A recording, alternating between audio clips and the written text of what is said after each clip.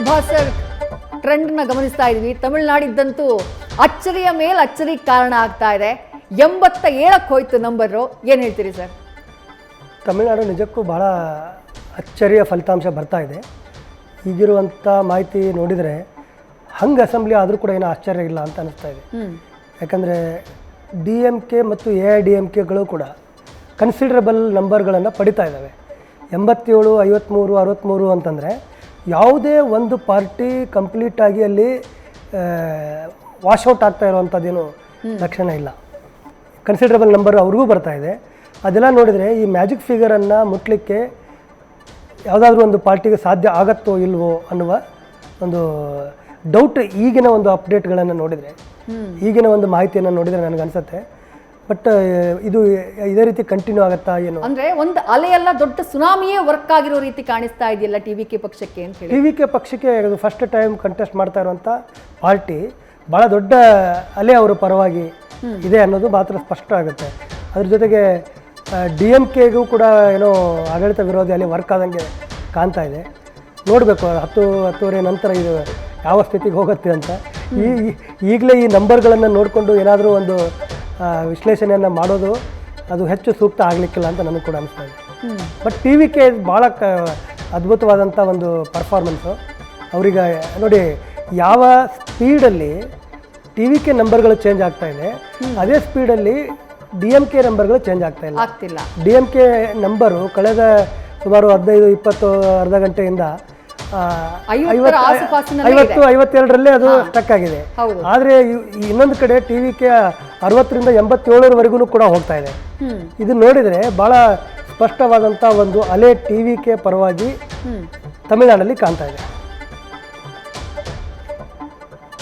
DMKಗೆ master stroke ಅನ್ನ ಕೊಟ್ಟಿದ್ದಾರೆ ನಟ ವಿಜಯ್. ಸದ್ಯದ ಟ್ರೆಂಡ್ ಗಮನಿಸಿದ್ರೆ 87 ವಿಧಾನಸಭಾ ಕ್ಷೇತ್ರಗಳಲ್ಲಿ ಮುನ್ನಡೆಯನ್ನ ಕಾಯ್ದುಕೊಂಡಿರುವುದು. ಚೆನ್ನೈ ಸಿಟಿಯಲ್ಲಿ ಕ್ಲೀನ್ ಸ್ವೀಪ್ ನತ್ತ TVK ಪಕ್ಷ ಸಾಗಿದೆ.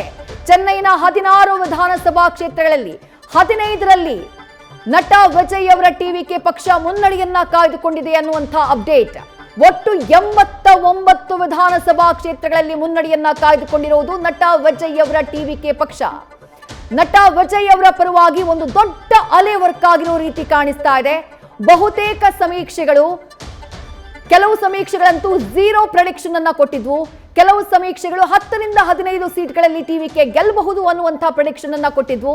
ಆದರೆ 2 ಸಮೀಕ್ಷೆಗಳು, ಒಂದು JVC 64-65 ಸೀಟ್ಗಳನ್ನ TVK ಗೆಲ್ಲಬಹುದು ಅನ್ನುವಂಥ ಪ್ರೆಡಿಕ್ಷನ್ ಅನ್ನ ಕೊಟ್ಟಿತ್ತು. ಆದರೆ ಆಕ್ಸಿಸ್ ಮೈ ಇಂಡಿಯಾ 90ರಿಂದ ಸುಮಾರು 120 ಕ್ಷೇತ್ರಗಳವರೆಗೂ TVKಗೆ ಗೆಲ್ಲುವಂಥ ಅವಕಾಶ ಇದೆ ಅನ್ನುವಂಥ ಪ್ರೆಡಿಕ್ಷನ್ ನೀಡಿತ್ತು. ಆಕ್ಸಿಸ್ ಮೈ ಇಂಡಿಯಾದ ಸಮೀಕ್ಷೆ ನಿಜವಾಗುವತ್ತ ಸಾಗ್ತಾ ಇದೆ. 90 ವಿಧಾನಸಭಾ ಕ್ಷೇತ್ರಗಳಲ್ಲಿ ನಟ ವಿಜಯ್ ಅವರ TVK ಪಕ್ಷ ಮ್ಯಾಜಿಕ್ ಅನ್ನ ಮಾಡ್ತಾ ಇರೋದು ಕಾಣಿಸ್ತಾ ಇದೆ, ಲೀಡ್ ನಲ್ಲಿರೋದು ಕಾಣಿಸ್ತಾ ಇದೆ. ಬಹುತೇಕ ಹಂಗ ಅಸೆಂಬ್ಲಿ ಆಗುತ್ತಾ ಅನ್ನುವಂಥ ಕುತೂಹಲ. ಯಾಕಂದ್ರೆ ಬಟ್ TVK ಪಕ್ಷದ ನಂಬರ್ಸ್ ಕ್ಷಣಕ್ಕೂ ಕೂಡ ಏರಿಕೆ ಆಗ್ತಾ ಇದೆ. ಅಲ್ಲಿ ಸರ್ಕಾರ ರಚನೆ ಮಾಡೋರಿಗೆ ಬೇಕಾಗಿರೋದು 118 ಸೀಟ್ಗಳು. 118 ಸೀಟ್ಗಳಲ್ಲಿ ಗೆದ್ರೆ ಪಕ್ಷವನ್ನ ಅಥವಾ ಸರ್ಕಾರವನ್ನ ರಚನೆ ಮಾಡೋದಕ್ಕೆ ಅವಕಾಶ. ಸದ್ಯದ ನಂಬರ್ಸ್ DMK 52 ವಿಧಾನಸಭಾ ಕ್ಷೇತ್ರಗಳು, ADMK 62, TVK ಬರೋಬ್ಬರಿ 90 ವಿಧಾನಸಭಾ ಕ್ಷೇತ್ರಗಳಲ್ಲಿ. ಮತ್ತೊಂದು ಕಡೆ ರಾಜ್ಯದಲ್ಲಿ ನಡೀತಾ ಇರುವಂತಹ 2 ಕ್ಷೇತ್ರಗಳ ಬೈ ಎಲೆಕ್ಷನ್, ಅದರ ಅಪ್ಡೇಟ್ ಅನ್ನ ಗಮನಿಸ್ತಾ ಇದ್ದೀರಿ.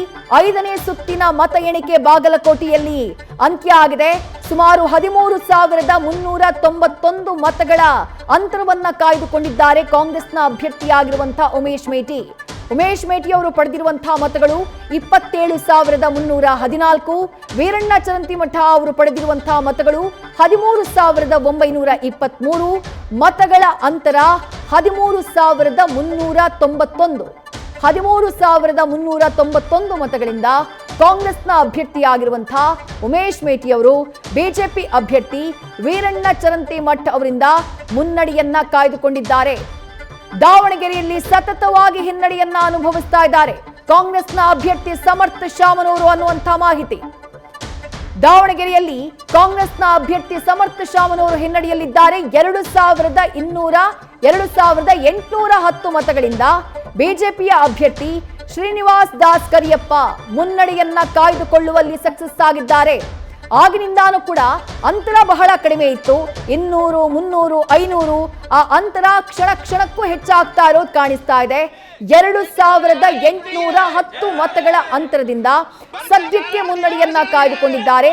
ದಾವಣಗೆರೆ ದಕ್ಷಿಣ ವಿಧಾನಸಭಾ ಕ್ಷೇತ್ರದಲ್ಲಿ ಬಿಜೆಪಿಯ ಅಭ್ಯರ್ಥಿಯಾಗಿರುವಂತಹ ಶ್ರೀನಿವಾಸ್ ದಾಸ್ ಕರಿಯಪ್ಪ, ಕಾಂಗ್ರೆಸ್ನ ಅಭ್ಯರ್ಥಿ ಸಮರ್ಥ ಶಾಮನೂರು ಹಿನ್ನಡೆಯಲ್ಲಿದ್ದಾರೆ. ದಾವಣಗೆರೆಯ ರಿಸಲ್ಟ್ ಸಾಕಷ್ಟು ಕುತೂಹಲಕ್ಕೆ ಕಾರಣ ಆಗ್ತಾ ಇದೆ. ಅಂದ್ರೆ ಯಾವ ಆತಂಕ ಕಾಂಗ್ರೆಸ್ಗಿತ್ತೋ ಆ ಆತಂಕವೇ ನಿಜವಾಗ್ತಿದೆಯಾ ಅನ್ನುವಂಥ ಅನುಮಾನ ಮೂಡ್ತಾ ಇದೆ. ಅಲ್ಪಸಂಖ್ಯಾತರ ಮತಗಳು ಸ್ಪ್ಲಿಟ್ ಆಗಿರೋ ರೀತಿ ಕಾಣಿಸ್ತಾ ಇದೆ.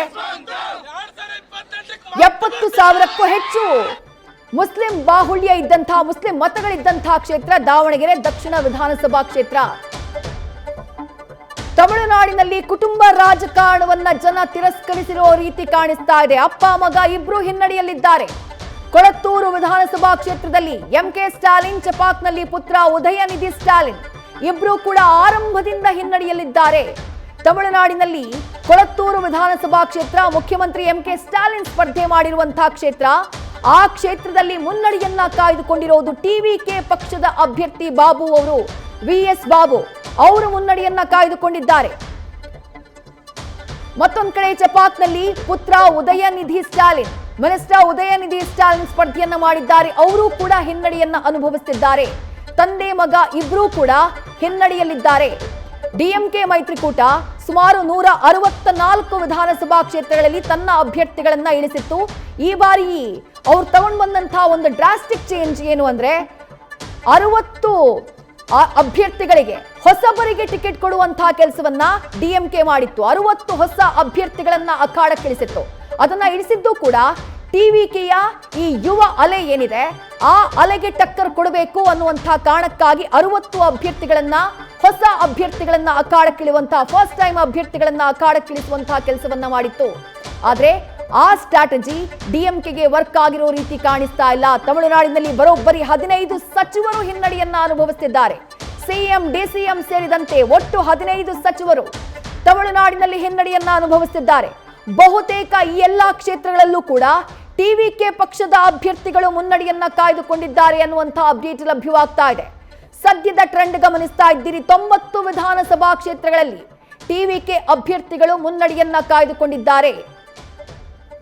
ಯುವ ಅಲೆ, ಜೆನ್ಸಿ ಮತದಾರರು ಜೊತೆಗೆ ಮಹಿಳಾ ಮತದಾರರು ದೊಡ್ಡ ಮಟ್ಟದಲ್ಲಿ ಟಿವಿಕೆ ಪಕ್ಷದತ್ತ ಟರ್ನ್ ಆಗಿರೋ ರೀತಿ ಕಾಣಿಸ್ತಾ ಇದೆ. 91 ವಿಧಾನಸಭಾ ಕ್ಷೇತ್ರಗಳಲ್ಲಿ ನಟ ವಿಜಯ್ ಅವರ ಟಿವಿಕೆ ಪಕ್ಷದ ಮುನ್ನಡೆ.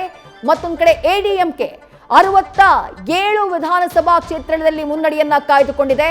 ಇದರಲ್ಲಿ ಬಿಜೆಪಿ ಎಷ್ಟರಲ್ಲಿ ಮುನ್ನಡೆಯನ್ನ ಕಾಯ್ದುಕೊಂಡಿದೆ ಅಂತ ಹೇಳಿ ನೋಡಬೇಕು. ದೃಶ್ಯಗಳಲ್ಲಿ ಗಮನಿಸ್ತಾ ಇದ್ದೀರಿ.